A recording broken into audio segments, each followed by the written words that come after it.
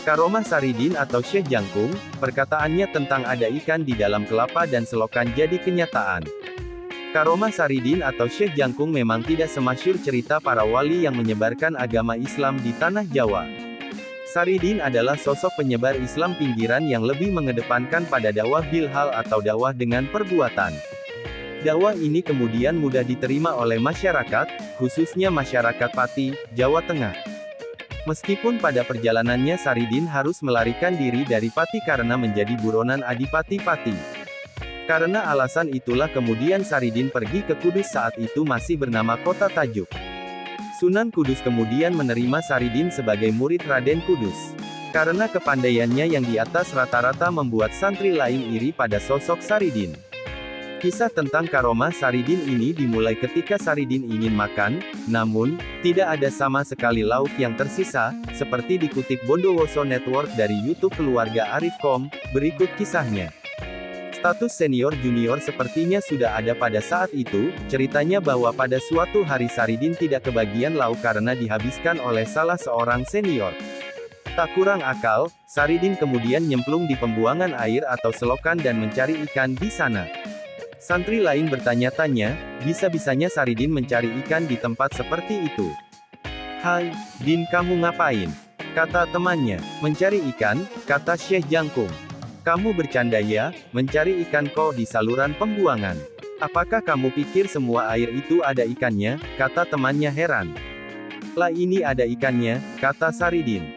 "Dia mendapatkan banyak ikan." Santri lain kagum namun tetap tak mau kalah. "Sebentar-sebentar, jika semua air ada ikannya bagaimana dengan bak mandi dan tempat wudhu, apakah ada ikannya, Din?" kata temannya. Dijawab oleh Saridin, "Ya ada." Santri di sana kemudian mengecek dan ternyata benar, di bak mandi dan tempat wudhu ada ikannya, padahal sebelumnya tidak ada. Akhirnya semua santri jadi terheran-heran dan pondok pesantren menjadi heboh. Tidak lama kemudian, Raden Kudus mendengar tentang ini dan memanggil Saridin. "Din, panggil Raden Kudus." "Siap guru, saya mendengarkan," kata Syekh Jangkung. "Benarkah kamu mendapatkan ikan dari saluran pembuangan?" "Ya," jawabnya. Petik 2. "Apakah kamu bisa dapat ikannya?"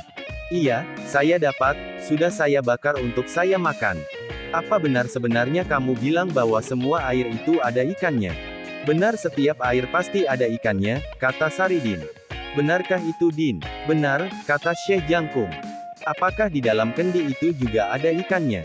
"Pasti ada," jawab Saridin. Lalu seorang santri diperintahkan untuk memecahkan kendi. Dan memang benar ada ikannya. Tak puas dengan hal itu, gurunya ingin pembuktian lagi. "Apakah di dalam kelapa juga ada ikannya, Din?" "Ya ada," jawab Saridin. "Panjatlah, ambil satu," perintah sang guru. Perintah Raden Kudus pada santri lainnya, dari versi yang lain menyebutkan bahwa yang memanjat adalah Saridin.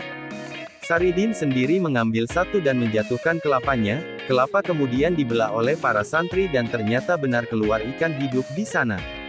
Saridin keceplosan ngomong. Jadi, karena sudah terlanjur bilang bahwa semua air ada ikannya, maka ketika Raden Kudus bertanya apakah ada ikan di dalam kelapa, dia harus komitmen menggunakannya. Karena ucapan harus bisa dipegang, karena itu seperti akad.